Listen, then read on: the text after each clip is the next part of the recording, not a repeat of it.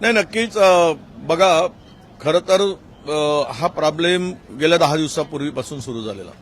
पण सरकार का लफाछपी करत होतं मला काही कळत नाही. ते सांगत होतं काही प्रॉब्लेम नाही, काही पॅनिक होण्याची गरज नाही, जनतेने यामध्ये बिनधास्त राहावं, आमच्याकडे सगळं आवश्यक असलेला पुरवठा वगैरे आहे. हे कशासाठी पुशारकी मारत बसले होते? राज्य सरकारही मारत होतं आणि दिल्लीचे काही मंत्री मारत होते. आज वस्तुस्थिती ही आहे की बघा, डिझेलचा तर प्रॉब्लेम होतोय. एक गाडी, आता माझा पण पेट्रोल पंप आहे, 15 दिवसातून एक लोड मिळते आम्हाला, एक लोड, दुसरा लोड मिळत नाही. आणि ही वस्तुस्थिती आहे की आता एलपीजी गॅसचा तर प्रॉब्लेम इतका मोठा झालेला आहे. आणि यामध्ये आता आमच्या काय चुका झाल्यात, हे पॅनिक होण्यामागं आमच्या चुका कुठल्या झाल्यात याच्यावर आता विचारमंथन होण्याची गरज आहे.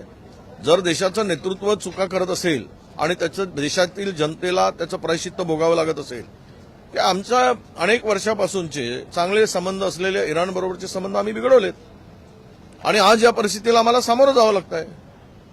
खरं तर काय गरज होती इस्रायलला जायची आणि छोट्याशा मेडलसाठी इस्रायलला जाऊन आज संपूर्ण भारतातील जनतेला, देशातील जनतेला वेठीस धरण्याचं काम झालेलं आहे. आता सर्वपक्षीय बैठक घेण्याची आवश्यकता पडली. ज्यावेळेस गरज असते त्यावेळेस विचारत नाही. आपली संपूर्ण परराष्ट्र नीती कशी असावी याचा कवडीचाही अभ्यास काही दिल्लीतील काही लोकांना नाही आहे आणि ते यांचे सल्लागार आहेत. ही वस्तुस्थिती आहे. आणि म्हणून मला तरी वाटतं की ही आता कोरोनासारखी परिस्थिती या देशामध्ये उद्भव होते आहे. काल आज माहिती घेतली विस्तारित आमदार निवासामध्ये, जरा पत्रकार जाऊन या, काय परिस्थिती आहे. तिथला गॅस सिलेंडर संपला, फक्त डाळ भात कसं तरी त्यांनी शिजवून दिलं तिथल्या माणसांना. ही पूर्ण आणि माझ्या माहितीप्रमाणे पुढच्या 4-5 दिवसामध्ये मोठा प्रश्न पुन्हा निर्माण होणार आहे. गॅसचाही होणार आहे आणि तेलाचा पण होणार आहे. आता तुम्ही गॅस आणि तेलाच्या संदर्भात बोललात. नागपुरामध्ये 65 बस, जी आपली बस सेवा नागपूर महानगरपालिकेकडनं चालवली जाते, त्यातल्या 65 बस ज्या आहेत त्या आज बंद होत आहेत असं कळतंय. नक्कीच बघा, सगळीकडेच हा तुटवडा पडतो आहे. उद्या या सगळ्या परिवहन सेवेवर मोठा परिणाम होणारच आहे आणि त्यातून संपूर्ण मला वाटतं की यावर महागाई रुद्ररूप धारण करेल. सगळे व्यवहार थांबले जातील. लोक म्हणजे भारत थांबल्यासारखं होईल. जसं कोरोनामध्ये थांबलेलं आहे त्या पद्धतीनं आता ही परिस्थिती उद्भवेल. म्हणूनच नागपुरात 65 बस बंद होणं म्हणजे परिवहन व्यवस्था कोलमडणं आहे. नागपूर शहरातील तिथील मुख्यमंत्री असून जर तिकडे पुरेसा साठा नाही आहे, पुरेसं डिझेल नाही आहे, त्यामुळे ही परिस्थिती निर्माण झालेली आहे आणि जनतेमध्ये घबराट आहे, भीतीचं वातावरण निर्माण झालेलं आहे. पुढे काय होईल या परिस्थितीमध्ये लोक चिंतेत आहेत आणि याला जबाबदार आपली सरकारची, भारत सरकारची पॉलिसी आहे, धोरण आहे, त्यांचं जे काही वागणं आहे. त्यामुळे या सगळ्या परिस्थितीला देशातील लोकांना सामोरं जावं लागतंय. शिवलिक संस्थान, ज्याच्यावर रुपाली चाकणकर या संचालिका सुद्धा आहेत, त्यांच्या सदस्य आहेत. सगळ्या संस्थानाची एसआयटी मार्फत चौकशी सुरू आहे असं स्वतः मुख्यमंत्री यांनी सांगितलेलं आहे. अशात रुपाली चाकणकर यांच्याकडे राष्ट्रवादी पक्षाचं महिला प्रदेशाध्यक्ष एवढं मोठं पद आहे, त्यामुळे वेगवेगळ्या स्तरातून मागणी होतीये की त्यांना त्या पदावरून सुद्धा काढलं गेलं पाहिजे. अजूनपर्यंत त्यांच्यावर ही कारवाई का होत नाही? मला वाटते की जोपर्यंत तटकरे म्हणत नाही तोपर्यंत ती कारवाई होणार नाही आणि तटकरेच्या मनात ज्या दिवशी येईल त्या दिवशी ती कारवाई होईल. तटकरेंच्या मनात जोपर्यंत येणार नाही तोपर्यंत कारवाई होणार नाही. कारण अलीकडच्या सगळ्या घडामोडीवरून रुपाली चाकणकर आणि तटकरे यांनी त्या खरातच्या प्रकरणामध्ये ज्यावेळेस ही नावं पुढे आली तर त्या प्रकरणातून त्यांना वाचवण्याचा प्रयत्न किंवा त्या पदावर ठेवण्याचा प्रयत्न सातत्यानं तटकरेंनी केलेला आहे. हे लपून राहिलेलं नाही. आता या महिला पदावरून काढायचं की नाही ते सुनेत्राताई पवारपेक्षा सध्या त्या पक्षावर ताबा घेऊन ठेवणारे मला वाटतं प्रफुल्ल पटेल आणि तटकरे हे दोनच बॉस आहेत, ते ठरवतील. काल मुख्यमंत्र्यांनी खरात प्रकरणावर जे काही माहिती दिली त्या माहितीमध्ये राजकीय लोक जी आहेत, राजकीय पक्षांची त्यांचे फोटोज आहेत, त्यांना जाणीवपूर्वक वगळण्यात आलं किंवा त्यांचा फारसा उल्लेख त्या वाटला. हे बघा, लॅपटॉप वगैरे सगळं जप्त केल्याचं सांगतायत. पेन ड्राईव्ह कुठे आहे? पेन ड्राईव्ह आणा ना पुढे, मग सगळे नागडे पडतील, सगळे ओपन होतील.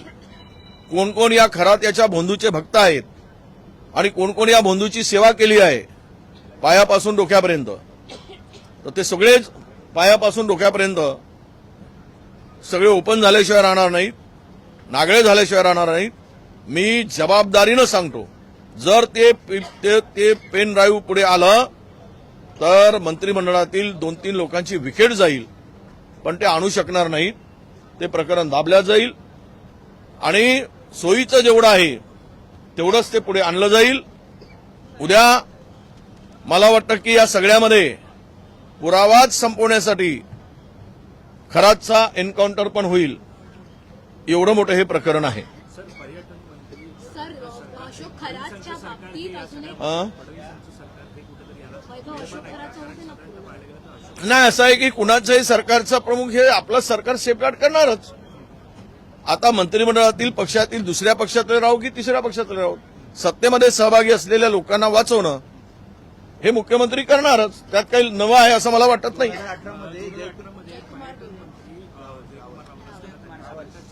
नाही, आता खरं आहे ना, पाणी दिलं कोणी दिलं म्हणून तिकडून ते सागरजी, ते आपले भातकळकरजी म्हणत होते. आता मंदिराला त्या खराच्या ट्रस्टला दान कुणी दिलं? तर जयकुमार गोरेजींनी त्यांच्या खात्यानी, आपले रावल, गोरेजी नाही, रावल यांच्या पर्यटन विभागाने ती मदत केल्याची माहितीच आहे. आता 1,87,00,000 रुपयाची आणि बांधकामासाठी दिलेत. तर हे सगळं पाहिल्यानंतर सरकार अर्ध सांगतं आणि अर्ध लपवतं. ज्या गोष्टी सोयीच्या आहेत त्या पुढे आणायच्या आणि ज्या गोष्टी गैरसोयीच्या आहेत त्या दाबून ठेवायच्या. हे संपूर्ण प्रकरणामध्ये राजकीय नेते असतील किंवा आयपीएस किंवा पोलीस असतील किंवा IAS असतील, IPS असतील, हे वरिष्ठ जे काही अधिकारी आहेत, याच्यामध्ये यांनी अनेकांनी हात धुवून घेतलेले आहेत. हात धुवून घेतलेत, आपलं उखळ पांढरं करून घेतलंय, काही लोकांनी त्या खरात करून लुटूनही घेतलाय. हे सगळी चौकशी आता SITच्या माध्यमातून पारदर्शकपणे पुढे येईल यावर आमचा अजिबात विश्वास नाही. अत्याचाराबरोबर घाटकोपर प्रकरणातला जो अहवाल आहे, घाटकोपर होर्डिंग अपघात प्रकरणाचा जो अहवाल होता, तो आधी तर सगळ्यांना वितरित करण्यात आलेला नव्हता आणि नंतर तो मिळाला. त्यावेळेला असं लक्षात आलं की सरकारी अधिकारी, रेल्वे प्रशासनाचे अधिकारी आणि स्थानिक लोक यांनी मिळून गटकारस्थान करून ती जमीन पेट्रोल पंपाला दिली आणि त्यानंतर तिथं इतकं भलं मोठं होर्डिंग लावण्यात आलंय. गटकारस्थान करण्यात आलंय म्हणजे जास्ती लोकांचा सहभाग आहे असं म्हटलेलं आहे. जी कारवाई होते ती पुरेशी आहे असं वाटतं? नाही, कारवाई इंटेन्शनली केली गेली. त्यावेळेस एखाद्या अधिकाऱ्याचा बळी घ्यायचा आणि तोही त्या आयडिओलॉजीच्या विरुद्ध असलेल्या अधिकाऱ्याचा बळी घ्यायचा, हे प्लॅनिंग करून त्यावेळेस झालेली कारवाई होती. त्यावेळेस सुद्धा आम्ही हीच भूमिका मांडलेली आहे. पण आज सत्य उघड होते, हे या गटामध्ये अनेक जण आहेत, पण सरकारने त्यावेळेस ते लपवलं. आता अहवालातून पुढे आल्यानंतर सुद्धा या अहवालाच्या नुसार त्याच्या खोलवर जाऊन कोण कोण त्यामध्ये सहभागी आहेत, कारण इतक्या लोकांचा जीव गेल्यानंतर तिथे कारवाई होण्याची अपेक्षा आहे. पण ते करतील की नाही, सोयीचं काम होईल तेवढंच चाललेलं आहे राज्यात. त्यामुळे मी त्यावर आज बोलण्यापेक्षा मी ते सगळं बघतो आणि मग सरकारला पत्र लिहितो आणि कोण कोण दोषी आहे त्याच्यावर कारवाई करायसाठी आम्ही विनंती करू सरकारला.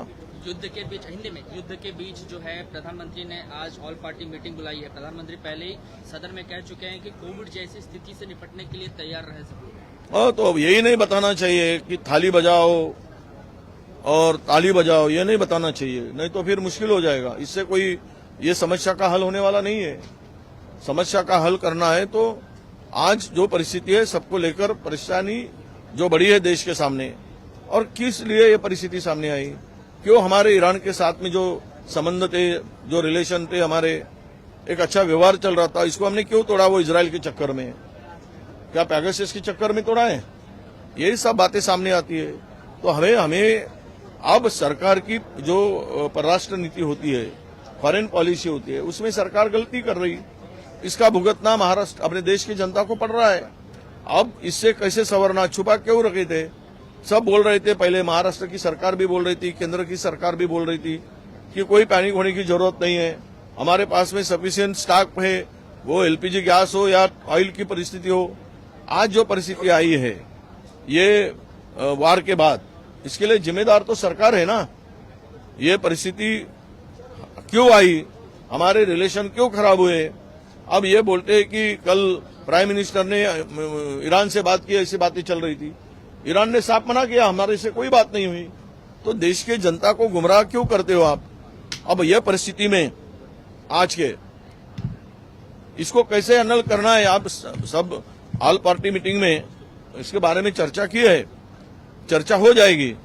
पर एक तो बात यह है कि परिस्थिति देश के सामने गंभीर है और बहुत सारे जगह में अगर ट्रांसपोर्टिंग पूरा का पूरा बंद हो जाता है, घरेलू गैस नहीं मिलती है, तो जनता रास्ते पर उतर आएगी और उसको सरकार को जवाब उसका देना पड़ेगा। ऑल पार्टी मीटिंग में जो है राहुल गांधी नहीं जा रहे हैं। अब सरकार ये कह रही है कि विरोध तो कर रहे हैं, लेकिन जब चर्चा के लिए बुलाते हैं तो राहुल गांधी नहीं आ रहे हैं उसमें। नहीं, राहुल गांधी जी कोई काम के वजह से व्यस्त होंगे। प्रियंका जी गए, उसमें जा रहे हैं, बाकी भी लोग जा रहे हैं, ऐसा नहीं है कि नहीं जा रहे। कांग्रेस पार्टी उसमें ऑल पार्टी मीटिंग में शामिल हो रही है। अशोक खरात पर सरकार की मेहरबानी थी, 1.5 करोड़ रुपए के आसपास दान दिया गया। अब मेहरबानी तो बहुत सारों की थी। जो पेन ड्राइव सामने आएगा वो छुपा के रखा है, वो लैपटॉप मोबाइल ढूंढते हैं, पेन ड्राइव लाओ। जो पेन ड्राइव में बहुत 110-120 लोगों के उसमें पूरा इन्वॉल्वमेंट का फोटोग्राफी उनके पास में वीडियो है, वो अगर सामने आए तो मुझे लगता है कि मंत्रिमंडल के 2-4 विकेट तो आराम से गिरेगी। आपने एक सनसनीखेज दावा किया है, ये कह रहे हैं कि एनकाउंटर भी कल को हो सकता है अशोक खरात। 100%, क्योंकि कोई भी ये बड़े बड़े लोग जब शामिल होते हैं तो मूलतः उसके सबूत ही मिटा देने का काम हमेशा हुआ है। बहुत सारे ऐसे प्रकरण हुए, तो डर तो है वो सबूत, हाँ बिल्कुल है, और उसको किसी भी तरह से निपटा देंगे और सबूत मिटा देंगे। हो गया, खरात गायब।